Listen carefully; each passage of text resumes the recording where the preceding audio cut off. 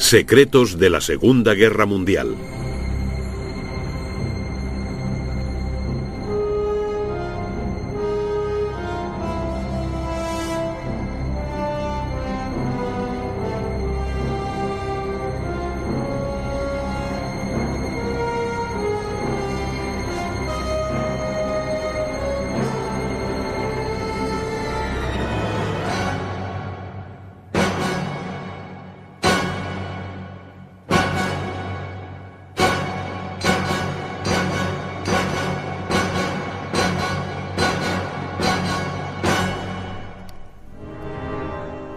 El código Enigma.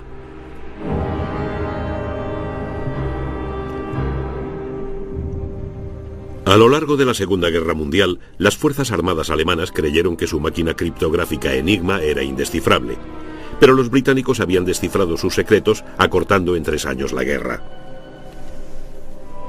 Cuando el 8 de mayo de 1945 los jefes militares británicos celebraban la victoria en Europa, la vitoreante multitud no sabía nada del papel vital de los criptógrafos.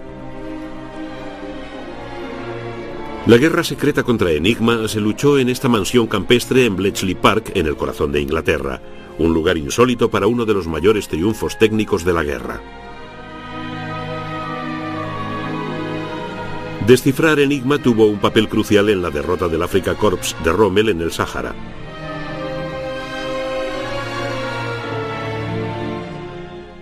En la campaña más larga de la guerra, la Batalla del Atlántico, el trabajo de los criptógrafos significó la diferencia entre la victoria y la derrota. Y ayudó a sentar las bases para la victoria aliada en la reconquista del oeste de Europa que siguió a los desembarcos del día D. Bletchley Park albergó el mayor secreto de la guerra, parte de la historia oculta del conflicto no revelada hasta 30 años después de la rendición de Alemania. Cuando los antiguos enemigos de Gran Bretaña descubrieron que sus mensajes más secretos habían sido leídos a diario por británicos y americanos, se quedaron mudos de asombro. En ningún lugar fue más patente la contribución de los criptógrafos que en la lucha contra los submarinos alemanes en la Batalla del Atlántico, que podían haber matado de hambre al pueblo británico hasta llevarlo a la derrota. Como escribiera más tarde el primer ministro Winston Churchill, la única cosa que me aterraba durante la guerra era el peligro de los submarinos. Sin el desciframiento de Enigma, la Batalla del Atlántico y la guerra podrían haberse perdido.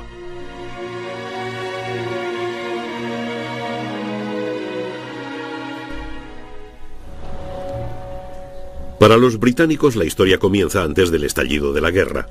En agosto de 1939 se amontonaban nubes de tormenta. Londres se preparaba para una guerra con Alemania que ya se consideraba inevitable.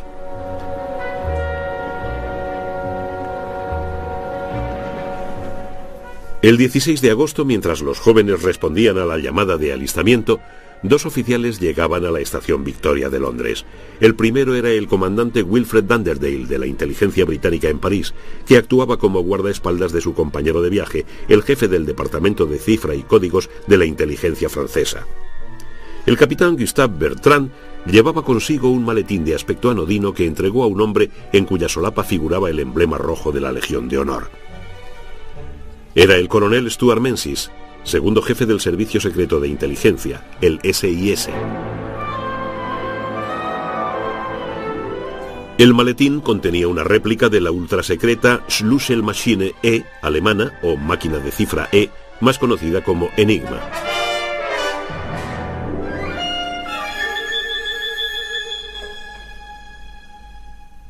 La máquina había sido desarrollada en los primeros años 20 para que los hombres de negocios mantuvieran en secreto sus intercambios comerciales, pero en 1923 la Armada alemana comenzó a utilizar su propia Enigma. Hacia 1935 Enigma era ya parte del equipo de las Fuerzas Armadas y la inteligencia alemanas. Se llegaron a fabricar 100.000 máquinas Enigma. Enigma se parecía a una máquina de escribir, pero se alimentaba con una pila y no empleaba papel.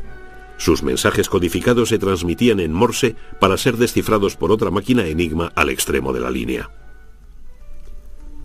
En la máquina había 3 partes importantes: el teclado,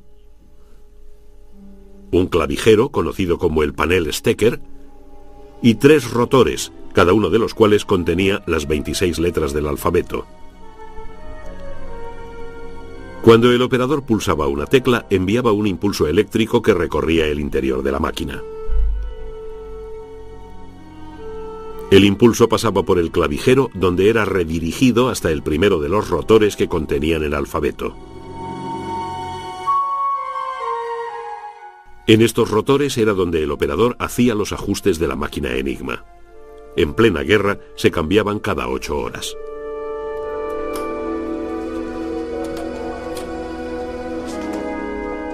Unas ventanillas mostraban las letras en los rotores, indicadas aquí por su orden numérico en el alfabeto. Cada vez que el operador pulsaba una tecla, avanzaba una letra el rotor derecho, luego el rotor central y finalmente el de la izquierda. El impulso pasaba de derecha a izquierda a través de los cables de cada rotor y era devuelto por un reflector de izquierda a derecha.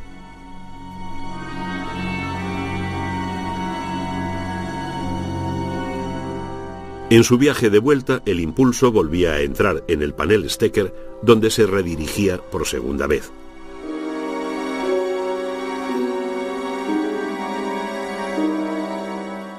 Su destino final era un tablero de luces sobre las teclas que se iluminaba con la letra transpuesta.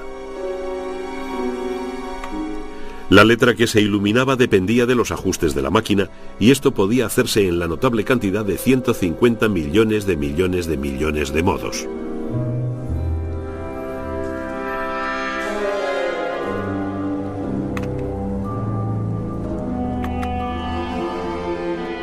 El mensaje codificado era transmitido en Morse para ser descodificado por una máquina Enigma receptora ajustada en la misma clave diaria.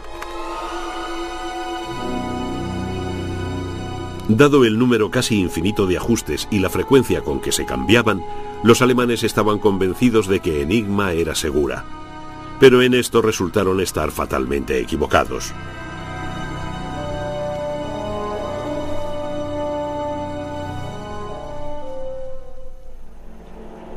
Después de la derrota alemana en 1918, el Tratado de Versalles pretendió asegurar que la potencia militar alemana no volviera nunca a amenazar la paz. La orilla oeste del Rin y la zona minera del Sarre fueron ocupadas por tropas aliadas.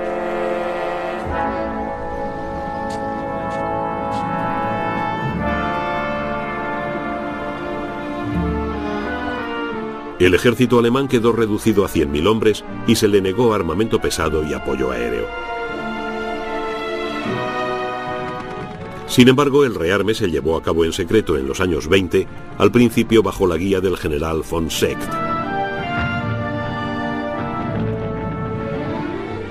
La armada alemana comenzó a desarrollar la máquina Enigma con fines militares secretos. Sin embargo, las máquinas Enigma para usos comerciales siguieron a la venta hasta el fin de la década.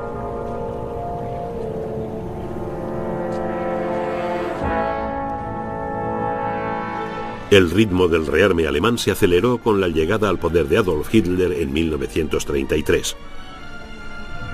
Las tácticas de movilidad rápida que iban tomando cuerpo en el ejército alemán dependerían de la rapidez y la seguridad en las comunicaciones que ofrecía Enigma.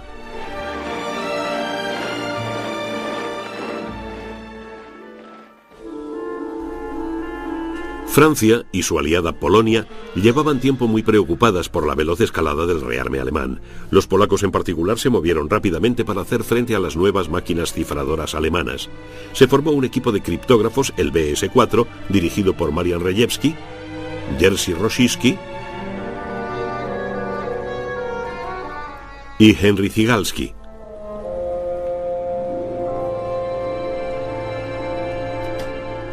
Conocían la existencia de la máquina Enigma que habían visto en fotografías. Usando simplemente el análisis matemático, Rejewski elaboró un método para descubrir qué rotores había en la máquina. Pero no pudo descifrar los mensajes porque no conocía el cableado interno de los rotores.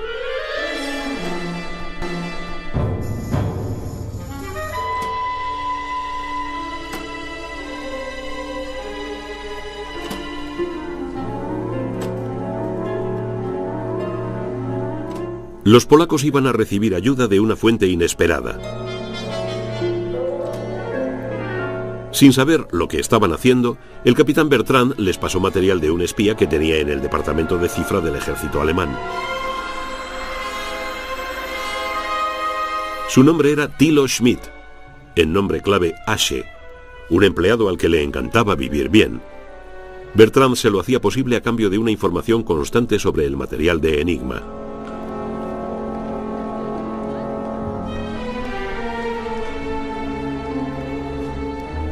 Esto incluía el manual de Enigma que Bertrand pasó a los polacos del BS-4. Rejewski ya podía descubrir el cableado interno de Enigma. En tiempo de paz, los militares alemanes se comunicaban sobre todo por redes telefónicas. Pero en junio del 34, Hitler ordenó la muerte de muchos de los líderes de las SA nazis. Los polacos interceptaron y descifraron un mensaje de Enigma en el que se ordenaba la muerte de Ernst Röhm, el líder de las SA.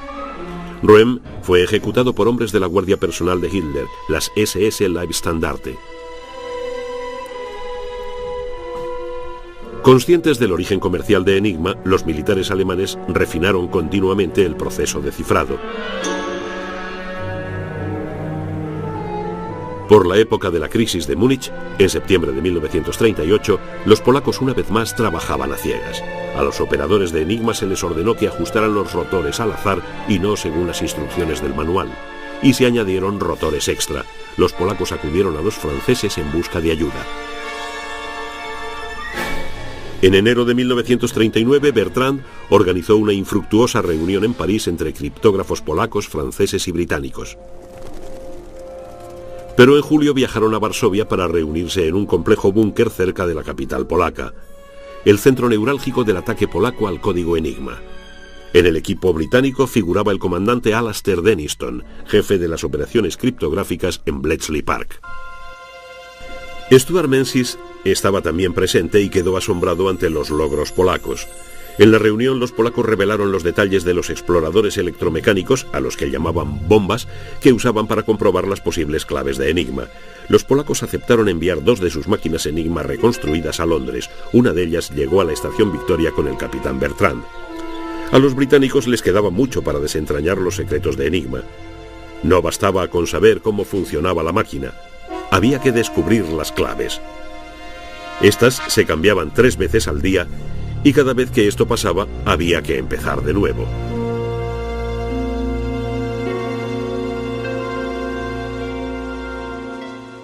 La colaboración con los criptógrafos polacos llegó justo a tiempo. Hitler se había puesto en marcha. El 1 de septiembre de 1939, sus fuerzas invadieron Polonia.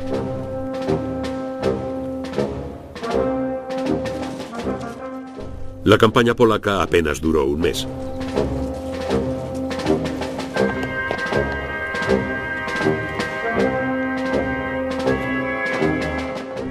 Varsovia fue la primera de las grandes ciudades europeas sometida a bombardeos aéreos.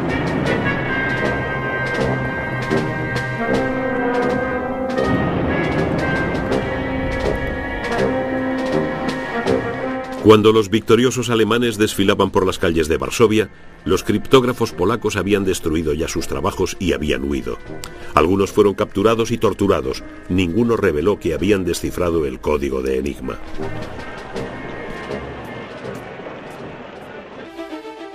Francia y la organización del capitán Bertrand ofrecieron a los supervivientes un refugio temporal. Pero tras la caída de Francia en el verano del 40, los británicos se quedaron solos en la lucha contra Enigma.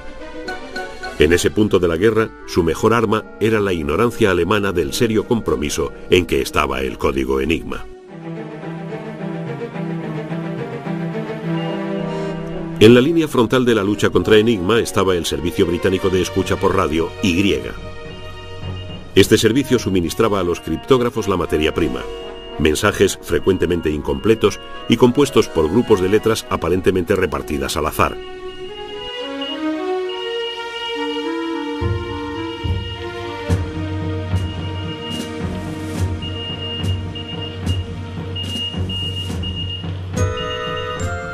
Cuando una máquina Enigma hablaba con otra, sucesivos turnos de escuchas del servicio Y, personal tanto civil como militar, se esforzaban en captar las débiles señales Morse con receptores americanos de gran sensibilidad. Si fallaban una letra, debían dejar un espacio en blanco. Era un trabajo agotador, pero vital para el esfuerzo de guerra británico.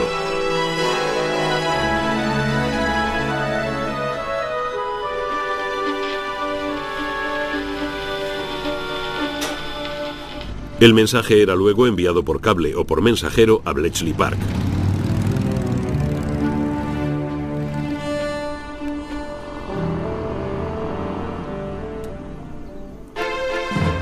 La sólida pero poco atractiva casa de campo victoriana se había convertido en 1938 en el cuartel general de la Escuela Gubernamental de Código y Cifra, rebautizada más tarde como Cuartel General de Comunicaciones del Gobierno o GCHQ. Hoy es un santuario dedicado a los hombres y mujeres que trabajaron allí y al líder que supo reconocer su importancia en la guerra, Winston Churchill.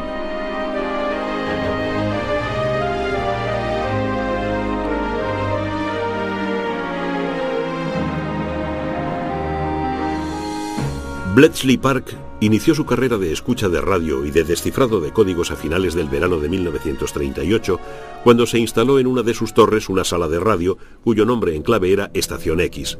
La antena se tendió entre el tejado y un cedro que aún permanece delante de la casa. A partir de estos modestos comienzos, la Escuela de Código y Cifra iba a extenderse por sus terrenos en un campamento de barracones y edificios. Llegó a emplear a 10.000 personas que trabajaron día y noche en 3 turnos.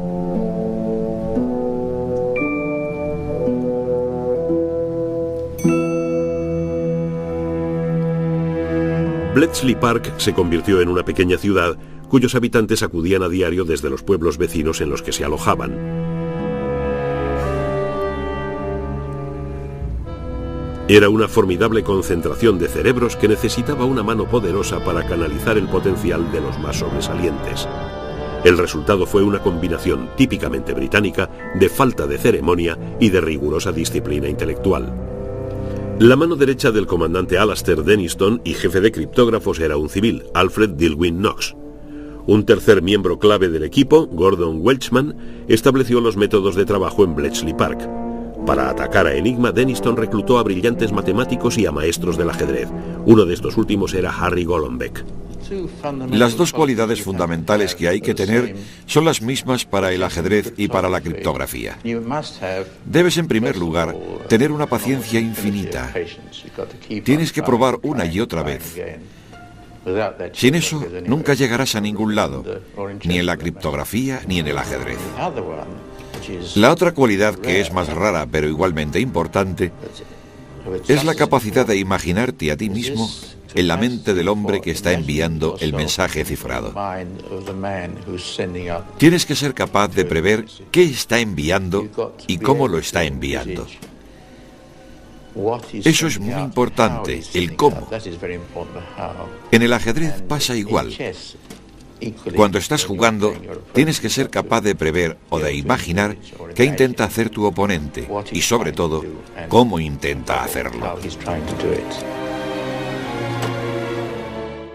Entre los matemáticos de Bletchley se encontraba Alan Turing, un profesor de Cambridge que en 1936 había descrito una teórica máquina computadora universal. Turing diseñó nuevas y más perfeccionadas versiones de las bombas polacas para rastrear claves. Apodadas diosas de bronce, se empezó a trabajar con ellas en las claves de Enigma.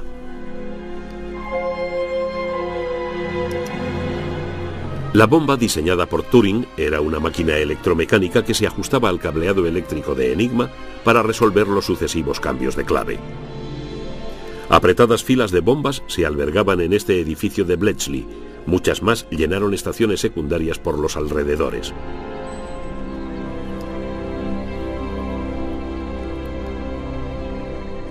Churchill insistió en que no se podía hacer uso operativo de la información ultra sin que los comandantes de campo como el general Montgomery elaborasen un plan tapadera que convenciera a los alemanes de que la información procedía de una fuente distinta a Enigma.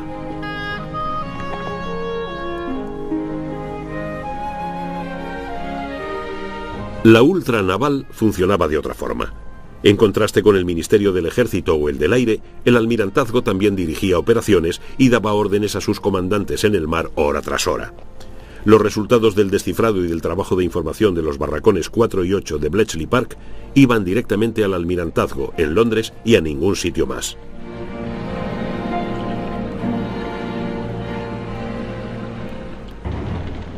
El ataque japonés a Pearl Harbor en diciembre de 1941 llevó a los Estados Unidos a la guerra. A partir de entonces, los británicos compartieron el secreto de Ultra con sus aliados americanos.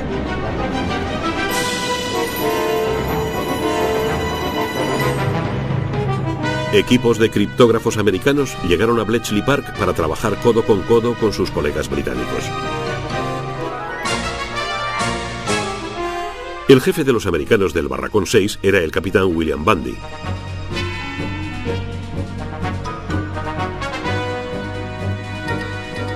Pero al aliado soviético de Churchill, José Stalin, no se le permitió acceder al secreto de Ultra. Se enviaron a Stalin resúmenes de informaciones de Ultra a través de una serie de caminos indirectos que no revelaban su fuente. Con demasiada frecuencia, sin embargo, la información blanqueada llegaba a los rusos demasiado tarde para que tuviera algún valor en la lucha por la supervivencia de la Unión Soviética en el frente oriental.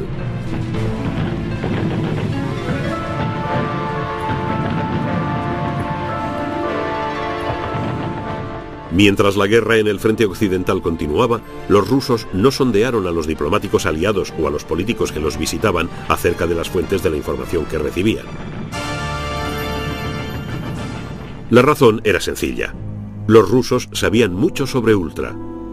Tenían un espía situado en Bletchley Park, John Cairncross, un oficial del ejército reclutado por el espionaje soviético mientras estudiaba en Cambridge.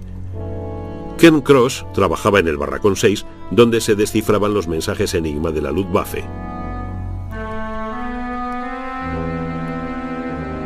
Cairncross podía recoger un puñado de borradores de descifrados que quedaban en el suelo tras una jornada de trabajo en el Barracón 6 y ocultarlos en sus pantalones antes de meterlos en un maletín. En Londres se los entregaba a su controlador ruso, Anatoly Gorsky.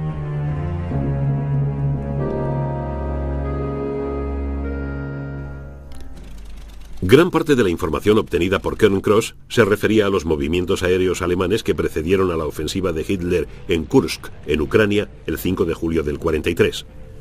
Sobre la base de su información, la Fuerza Aérea Roja lanzó un ataque preventivo para destruir a la Luftwaffe en el suelo. Pero con los blindados alemanes preparados para avanzar, fue la aviación rusa la que resultó seriamente vapuleada por los cazas de la Luftwaffe, que consiguieron despegar en pocos minutos. Fue un duro revés que permitió al 8º Cuerpo Aéreo de la Luftwaffe operar a sus anchas sobre el campo de batalla durante las 5 horas siguientes. El ataque preventivo casi le cuesta la batalla al Ejército Rojo antes de comenzarla.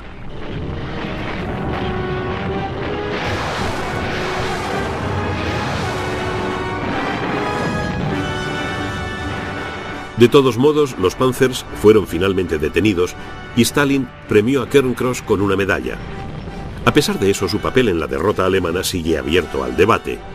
Se ha llegado a sugerir que Cairncross pudo haber sido utilizado por los británicos para pasar información a Stalin de una forma que el paranoico dictador pudiera creer. Stalin sabía de la existencia de Ultra. Hitler no lo supo jamás. No obstante, los alemanes tuvieron en sus manos varias pistas de las que nunca sacaron la conclusión de que Enigma había sido descifrada. En septiembre de 1942, una cañonera de la Royal Navy fue capturada con documentos y mapas en que se detallaban movimientos de convoyes y campos de minas.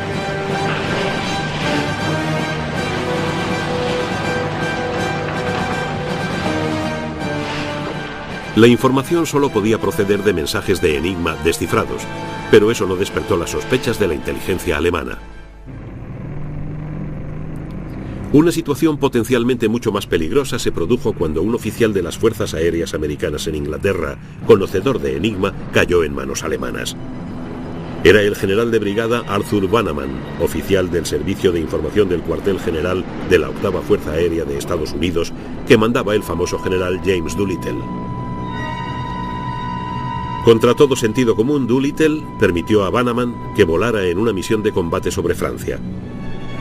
El 27 de junio de 1944, el B-17 en el que volaba Bannerman fue derribado.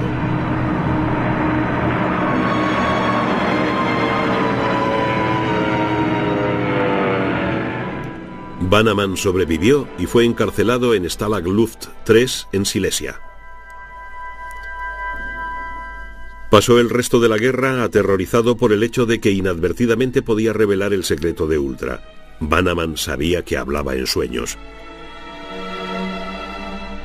El secreto se mantuvo a salvo con Bannerman, pero cuando regresó a Estados Unidos sufrió la ignominia de ser degradado al rango de coronel. El general Doolittle se libró de la censura. A lo largo de la guerra, los alemanes refinaron constantemente sus métodos de cifrado. La máquina Lorenz, usada por el ejército alemán al nivel de mando, tenía nada menos que 12 ruedas y trabajaba como un sistema separado de cifrado y descifrado conectado con un teletipo. El cifrado de Lorenz era muy complicado. Cada una de las 12 ruedas era ajustada según un patrón determinado por partes diarios y para una red concreta. Había 501 pequeñas etiquetas de metal que había que colocar correctamente, un agotador trabajo para el operador. La tarea de los criptógrafos era descubrir los patrones de las ruedas para un día concreto y sus posiciones iniciales para un determinado mensaje. El número de combinaciones posibles era asombroso, 10 millones de millones de millones.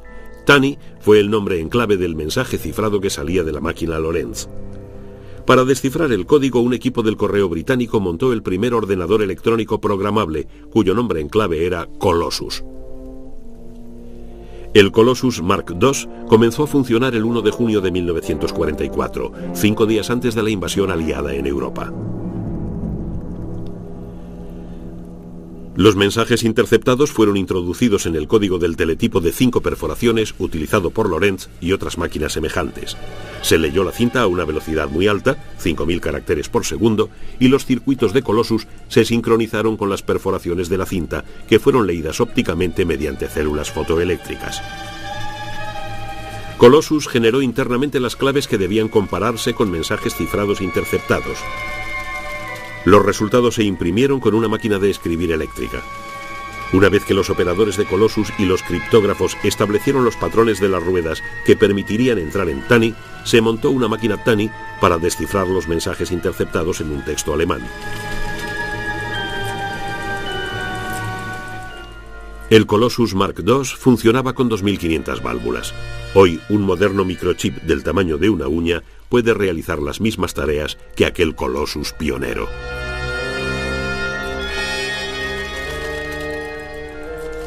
Estaba en juego un premio inestimable, nada menos que poder leer los mensajes que se cruzaban entre Adolf Hitler y sus generales. Ciertamente, en 1945 habría sido más fácil para Himmler o para Göring llamar a Bletchley Park para recibir las órdenes de Hitler en lugar de tener que esperar a que fueran descifradas en sus propios cuarteles generales. Pero ¿cómo era de clara la imagen que daba Ultra de las intenciones y planes del enemigo? Durante la batalla de Inglaterra, en el verano del 40, Bletchley descifró 2 claves utilizadas por la Luftwaffe. Ultra dio una imagen clara del orden de combate de las fuerzas aéreas alemanas y de la estrategia general que perseguía su comandante Hermann Göring. Esto permitió al comando de combate de la RAF conservar el estrecho margen que al fin le dio la victoria. El 15 de abril del 45, los criptógrafos leyeron la última orden del día de Hitler. Una vez más el bolchevismo sufrirá el antiguo destino de Asia. Se hundirá en la capital del Reich. Europa nunca será rusa.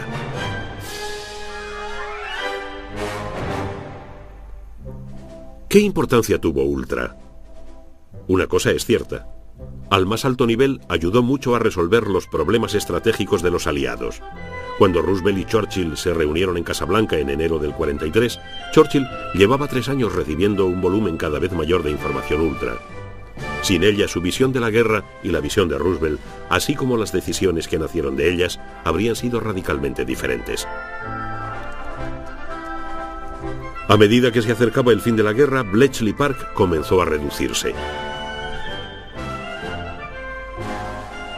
El papel de sus criptógrafos en la guerra en Europa llegaba a su fin.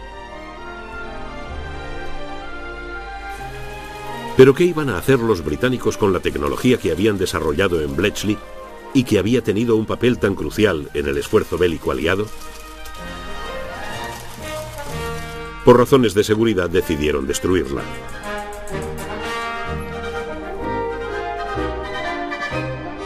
Esto es todo lo que queda de las bombas diseñadas por el genio de Alan Turing, rescatadas de un desván de su constructor.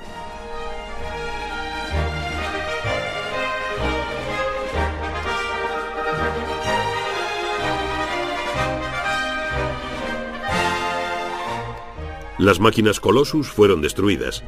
La que se ve hoy en Bletchley es una reconstrucción. Los gansos siguen patojeando junto al elegante lago de Bletchley Park, recordando a los visitantes el homenaje de Churchill a los criptógrafos de Ultra, las ocas que ponían huevos de oro.